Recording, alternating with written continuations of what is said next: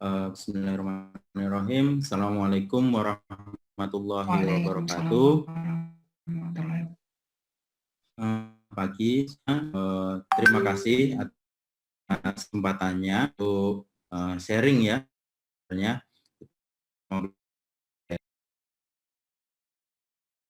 gimana deteksi SARS-CoV-2 ya kan?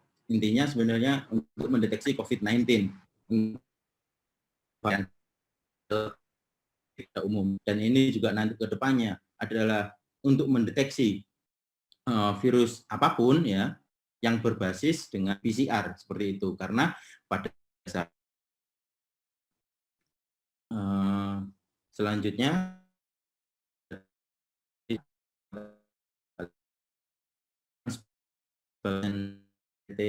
Indonesia di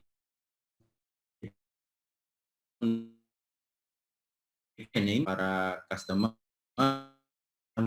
ya, QPC ataupun reagen untuk deteksi PCR seperti, dan ya selama 2 tahun terakhir ini kita banyak berkecimpung pengadaan PCR untuk pembuatan lab baru untuk pendeteksian COVID-19. Nah,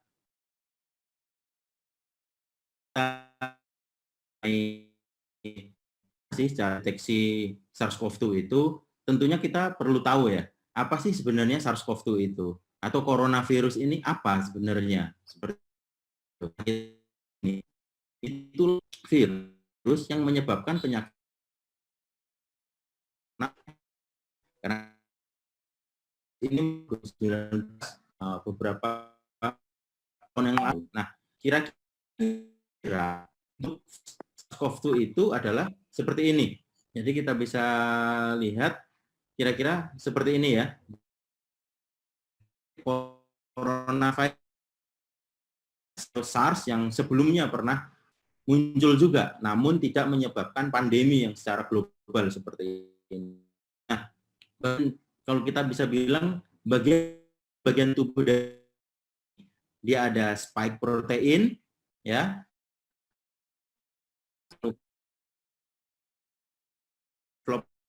membran dalam sini materi genetik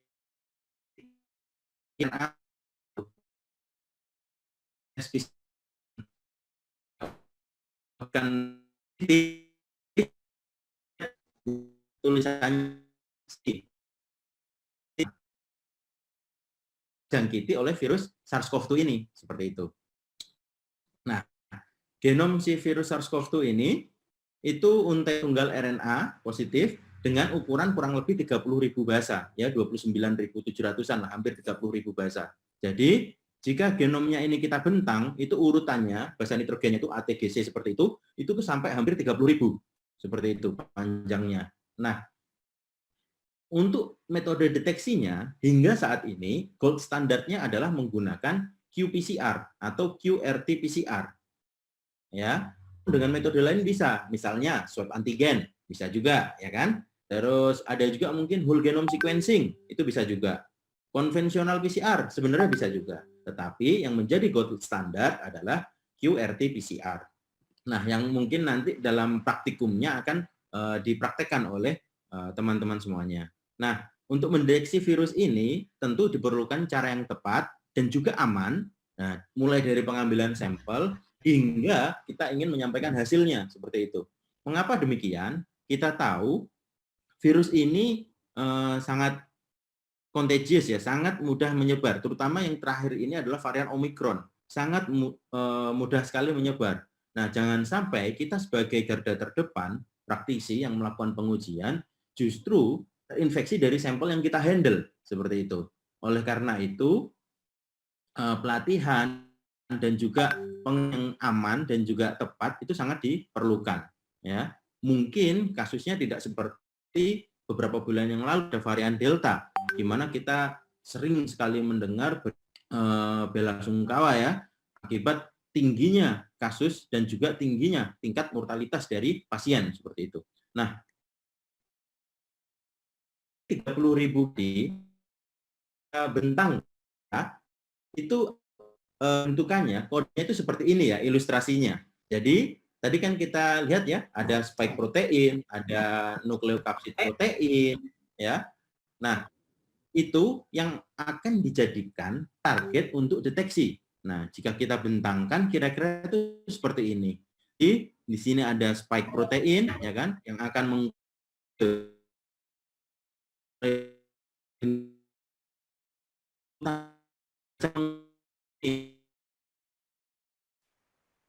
selanjutnya ada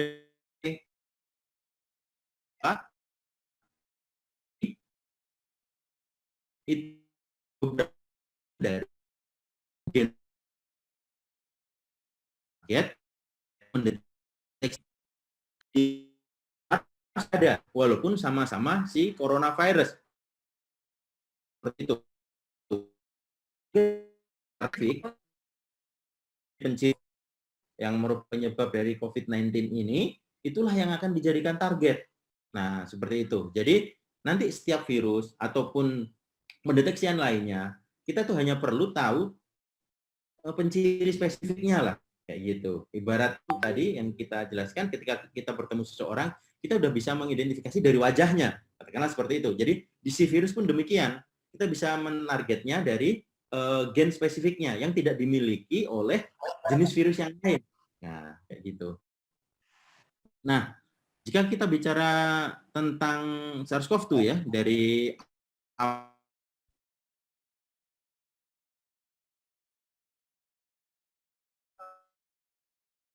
itu ya, karena si virus juga berusaha untuk dia tetap bertahan gitu. Tetap bertahan, bisa menyebar ya kan, bisa membandakan diri dan dia tetap survive kayak gitu. Oleh karena itu dia membuat dirinya menjadi mutan atau dia bermutasi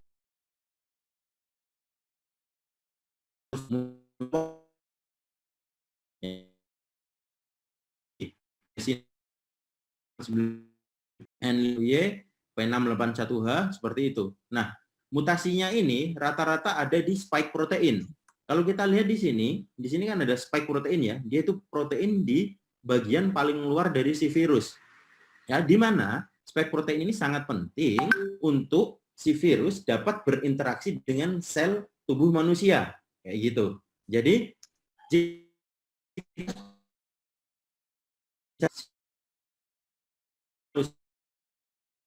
bisa mengenali virus ini tidak bisa menginfeksi lagi lebih lanjut. Nah, akhirnya dia coba untuk merubah. Misalnya si spike protein ini berubah agar dia lebih mudah menempelkah atau dia lebih menurut terus delta dengan titik mutasi seperti ini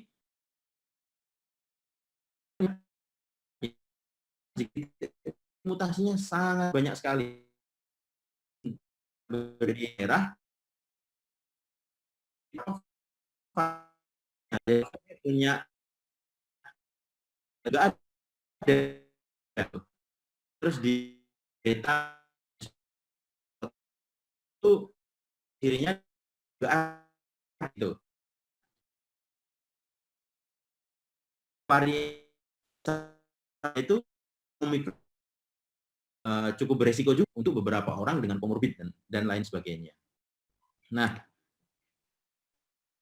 lalu tadi bahas ya, gold standard dari pengujian COVID-19 ini adalah menggunakan qPCR, ya kan? Lalu sebenarnya kita sudah bicara mengenai SARS-CoV-2 itu sendiri dan juga pendeteksiannya menggunakan PCR. Lalu apa sih sebenarnya PCR itu? Nah, PCR sendiri itu adalah kepanjangan dari polymerase chain reaction atau reaksi polimerase berantai, ya. Di mana polymerase ini adalah suatu enzim, ya kan, yang untuk menggandakan DNA. Nah, dan reaksinya berantai atau reaksinya itu berulang terus. Jadi sebuah siklus. Jadi analogi sederhananya adalah ini adalah mesin PCR, ya kan, yang terjadi di dalam sini sama halnya dengan mesin fotokopi ini. Nah, ketika kita melakukan running PCR ini, ya, PCR itu hanya bisa menggandakan DNA, kayak gitu. Nah, sama halnya dengan mesin fotokopi, yang digandakan adalah kertas, ya kan? Atau misalnya kita punya buku, ada halaman 1 sampai 10 katakanlah, mau di fotokopi menjadi 100 kali katakanlah. Nah, kertasnya itu yang akan digandakan. Sedangkan kalau di PCR yang akan digandakan adalah DNA. Nah, seperti itu. Nah, lalu ini untuk tahu ya kan bahwa si sampel pasien ini dia tuh mengandung COVID, ibaratnya dia terinfeksi SARS-CoV-2 atau tidak. Logikanya seperti ini. Virus di tubuh kita itu jumlahnya kan ya terbatas ya, ya walaupun banyak, tapi masih sangat sedikit dibanding dengan seluruh sampel yang didapat. Dalam artian ketika kita swab pasien, yang kita dapat tidak hanya virus kan, dapat sel manusia, ya kan, kita dapat nanti ada air liurnya katakanlah, dapat macam-macam di situ, ya kan. Sedangkan yang ditarget itu adalah bagian kecil dari si virus itu sendiri. Tadi misalnya spike proteinnya, nah kayak gitu. Nah itu kan kita sangat sulit untuk mengetahui sebenarnya ada atau tidak gitu loh. Jika kita analogikan dengan fotokopi, masuk dalam suatu mencakup. Nah, dalam ya, di mana buku itu sangat kecil katakanlah, hanya sangat tipis, hanya katakanlah, karena perpustakaan itu sulit. Nah, buku misalnya kita mau fotokopi, itu bisa misalnya halaman 1 dilipat sama yang fotokopi. Mas di halaman 1 sampai 10 yang sudah dilipat. Nah, dia udah tahu pencirinya. Nah, kalau yang di DNA yang kita fotokopi, ibaratnya kita juga punya pencirinya. Nah, ini ya, dia itu pasangan dari template itu yang ternyata gen urut tersebut. Nah, jadi kita bukan untuk penelitian COVID-nya digunakan aja untuk spesifik beneran ini virus itu 3 bahkan lebih. Misalnya kalau kita seorang dengan wajah dari waktu katakanlah jadi mahalnya dengan si COVID misalnya dia tidak hanya S, tidak hanya N, juga tapi dan juga tahap lain.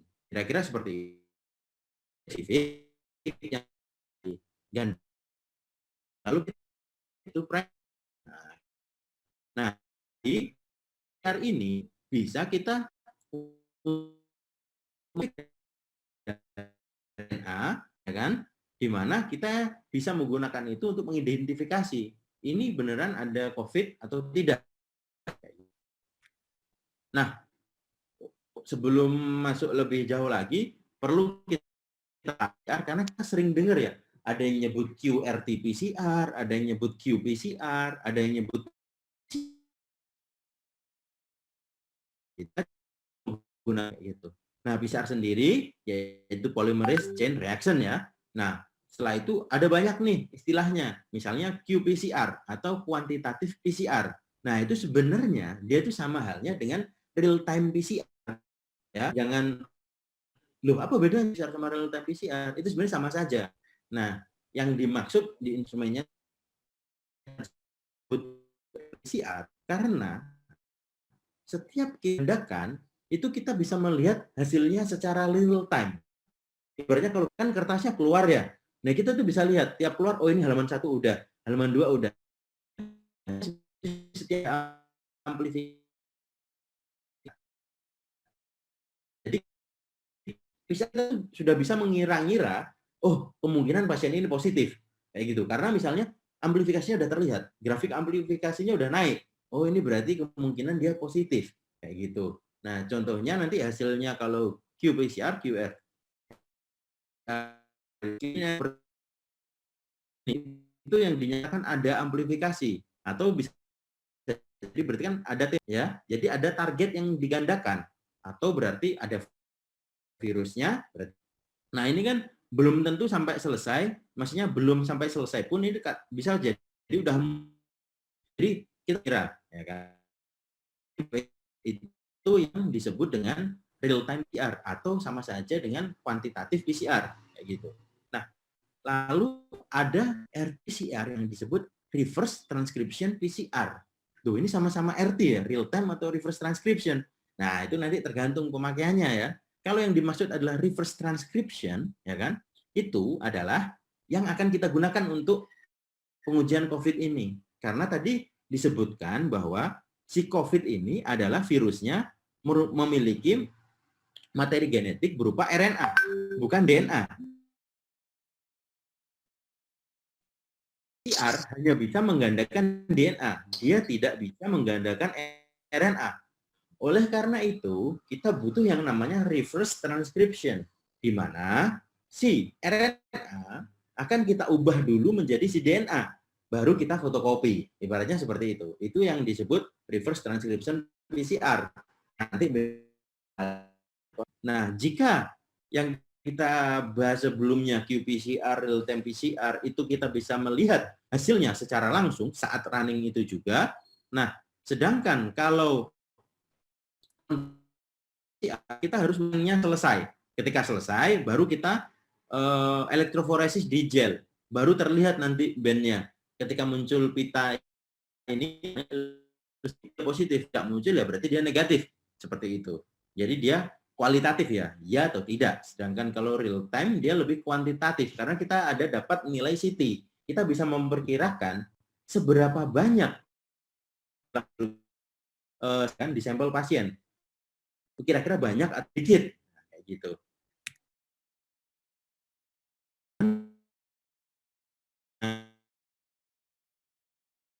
Jadi akhirnya ya seperti ini.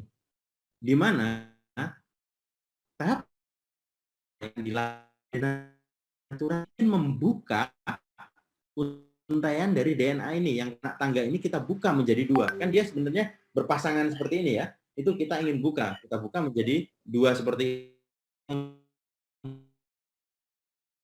kita buka bukunya. Nah, kayak gitu.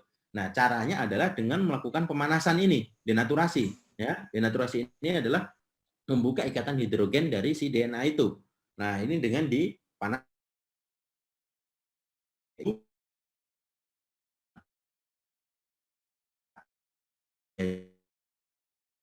Dan helix dia akan menjadi single, satu-satu seperti ini.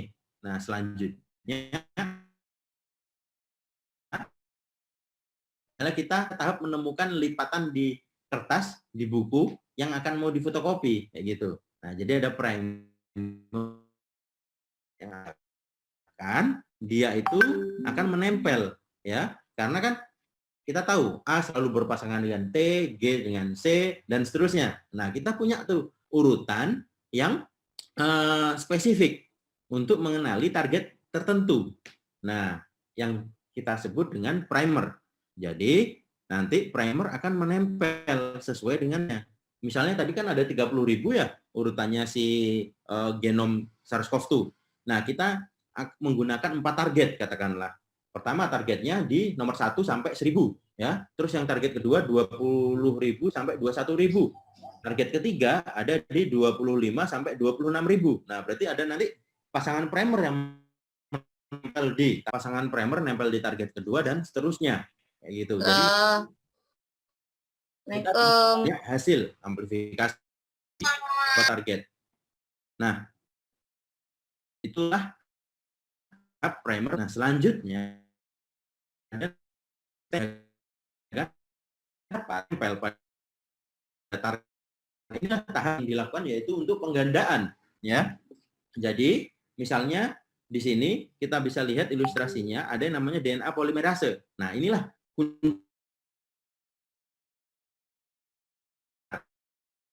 polimerase dia bekerja saat ini.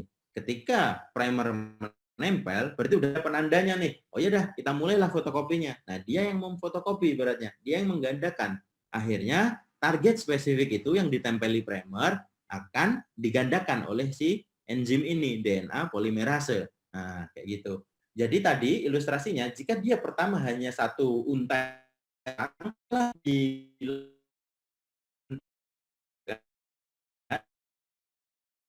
menjadi hanya di yang di bawah yang biru ini adalah template atau original targetnya ya, misalnya di virus kita dapat pasangannya adalah yang kopi. Jadi yang pertamanya dari satu kopi, ya, dia bisa menjadi 2 kopi. Nah, itu kalau satu siklus. Nah, biasanya kita 45 siklus. Berarti kan bisa jadi berapa kali itu? 2 pangkat 45 kan? Nah, itu kalau sampelnya satu. Ya, kalau hanya virusnya hanya satu ndil, satu aja. Nah, kalau misalnya virusnya kan nggak mungkin cuma satu. Katakanlah 1000, 2000. Nah, kan akan menjadi berapa juta kali kayak gitu. Nah, jadi kira-kira seperti ini ya. Jadi tadi di denaturasi, DNA-nya, terus annealing, itu si primer yang warna ungu ini nempel, selanjutnya extension. Nah, DNA polimerase ini yang warna coklat, dia akan menggandakan si target yang ditempeli oleh primer. Ya. Nah, selanjutnya, ini siklus pertama kan? Siklus pertama dari 1 menjadi 2. Siklus kedua, 2 menjadi 4. Ya kan? Karena nanti siklusnya akan diulang. Dan yang di bagian sini ketika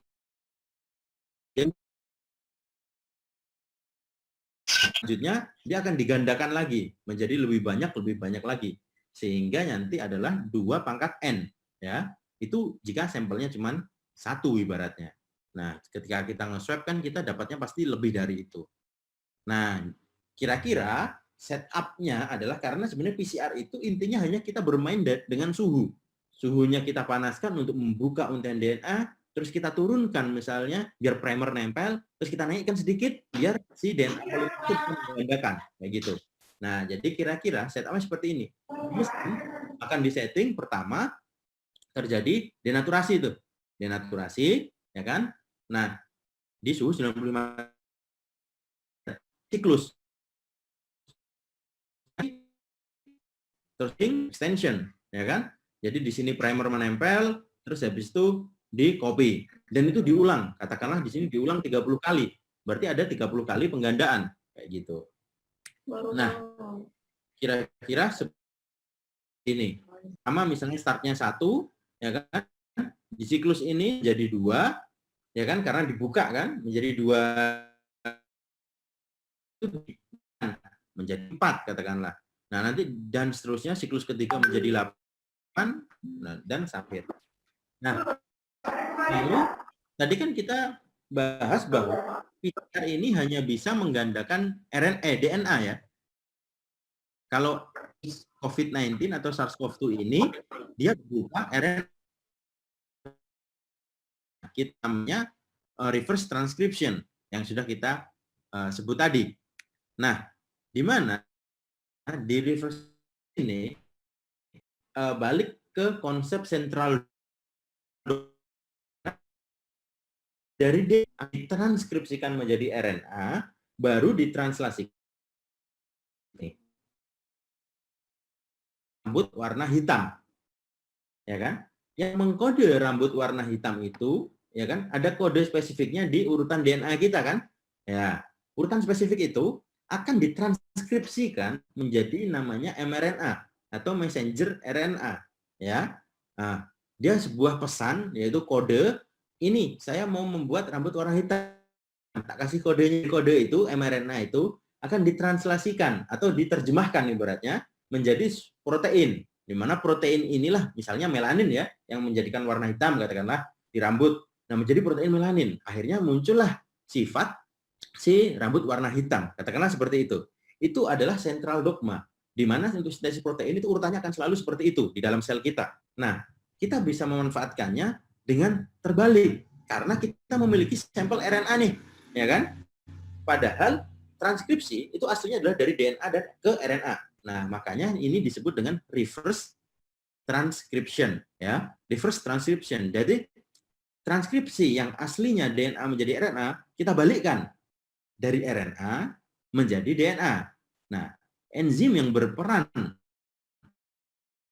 reverse transcription ini disebut reverse, ya kan? Kalau kita tahu kalau enzim itu selalu biasanya belakangnya ase gitu kan, reverse transkriptase. Kalau tadi kan polimerase, ya kan? Ada juga misalnya amilase, lipase dan lain-lain.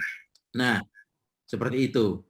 Biasanya di kit yang digunakan untuk deteksi SARS-CoV-2 itu prinsipnya menggunakan seperti ini, one step PCR. Jadi dalam reagen tersebut kita hanya sekali melakukan running, ya, di mana ketika kita masukkan ke mesin PCR itu langsung terjadi reverse transkriptase, ya kan, dari RNA menjadi cDNA, langsung terjadi penggandaan, ya.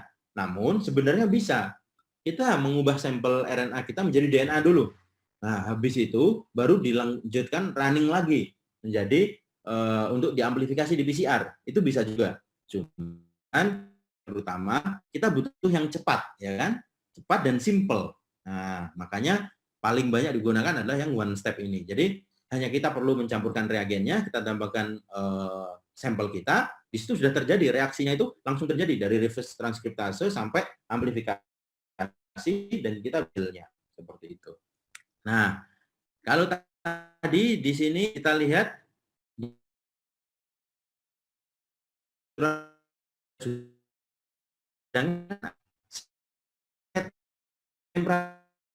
berubah. Di 50 waktunya tekan di sini sudah kita ubah menjadi, jadi kita setting di suhunya 50 derajat pada waktu tertentu. Jadi pertama seperti ini ya. Di sini sampel masih RNA. Ini akan diamplifikasi. Nah, kita kenapa menyebutnya cDNA ya? Hanya satu untai RNA ya kan? Kita ubah menjadi DNA, dia butuh pasangannya kan? Nah, komplementari. Kita sebutnya pasangannya itu adalah komplementari. Makanya kita nyebutnya kalau hasil reverse transcription DNA-nya itu kita sebutnya cDNA, komplementari DNA, ya kan? Karena DNA yang dibentuk dari pasangan si RNA awalnya. Nah, lalu untuk memahami bagaimana sih hasil real time PCR itu, kira-kira seperti ini ya. Di amplifikasi akan kita dapat terjadi banyak, makin banyak sudah yang di sini mulai naik, menyatakan bimbel tersebut di alat dan memiliki sigmoid seperti ini, ya. Di situ baru sedikit yang didapat, masuk ke second stage, ya, dia udah mulai sinyal tangkap. Ya, semua bahan yang kita masukkan ibaratnya udah mulai habis, ya kan? Jadi sudah dipakai semua. Ibaratnya kalau udah fotokopi itu kita kertasnya udah habis, tintanya habis. Ini kan semakin ditangkap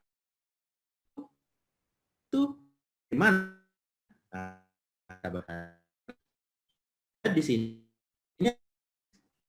dengan gaspol, lalu kita si atau si itu sebenarnya sama aja ya, yaitu titik di mana si grafik ini atau fluorescent signal ini dia itu melebihi threshold itu ya, dia di seberapa si titik ini melebihi threshold. Misalnya kalau di ilustrasi gambar ini kan di sekitar di antara 24 dan 26, berarti 25. Nah, kemungkinan misalnya ini CT-nya 25 kayak gitu. Kan kita sering dengar itu ya. CT-nya berapa kayak gitu. Nah, CT-nya 25 berarti si siklus ke 25. Nah, kayak gitu. Itulah yang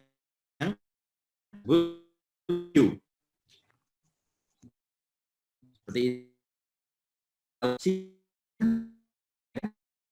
tadi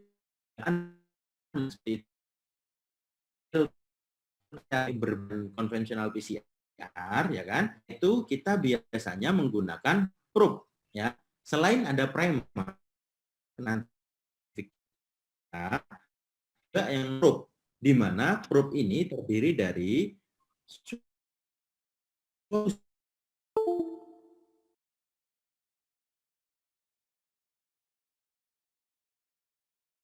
si sinyal fluoresen ini dia tidak muncul, ya kan? Dia tidak muncul. Ketika disinari dia nggak muncul.